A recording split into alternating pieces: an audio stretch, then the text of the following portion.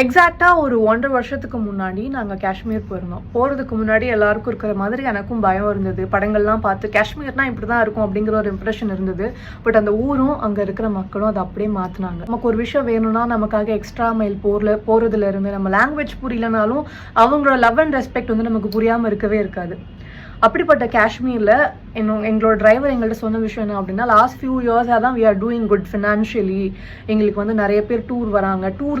Tourist தான் வந்து அவங்களோட மேஜர் இன்கமாகவே இருக்குது. அப்படிங்கிறப்போ அது அவங்க எல்லாருக்குமே ரொம்ப ரொம்ப ஹாப்பியான ஒரு விஷயமா இருந்தது. இப்போ இந்த பெஹல்காம் அட்டாக் இருக்கு இல்லையா, இந்த அட்டாக் வந்துட்டு 26 இன்னோசன்ட் லைஃப்ஸை கொல்றது மட்டும் அவங்களோட இன்டென்ஷன் கிடையாது. ஏன்னு சொல்கிறேன் கேளுங்க. பெஹல்காமில் வந்து இந்த பேசடன் வேலின்னு சொல்கிறாங்க இல்லையா, அந்த வேலி வந்து நீங்கள் போகணும் அப்படின்னா பூனிவாலா மூலியமாக மேலே ஏறி போகணும். திரும்பி பூனிவாலா மூலியமாக தான் கீழே இறங்கி வரணும். ஸோ இதில் மேலே ஏறுறதுக்கும் இறங்குறதுக்கும் ஹாஃப் அன் ஹவர் டைம் எடுக்கும் உங்களுக்கு. ஸோ இந்த மாதிரியான இடத்த சூஸ் பண்ணதுக்கான காரணம் என்னென்னா, நீங்கள் கீழே இறங்கி வந்து நீங்கள் ஹாஸ்பிட்டலில் ரீச் பண்ணுறதுக்கு எப்படியும் உங்களுக்கு ஒரு 1 மணி நேரம் ஆயிரணும். எப்படியும் நீங்கள் உயிர் தப்பிக்கக்கூடாது அப்படிங்கிறது. ரெண்டாவது, அப்படியே நீங்கள் வந்து உயிர் தப்பிச்சாலும் இது வந்து ஒரு பயங்கரமான ஒரு டூரிஸ்ட் அட்ராக்ஷனுங்க இந்த வேலி.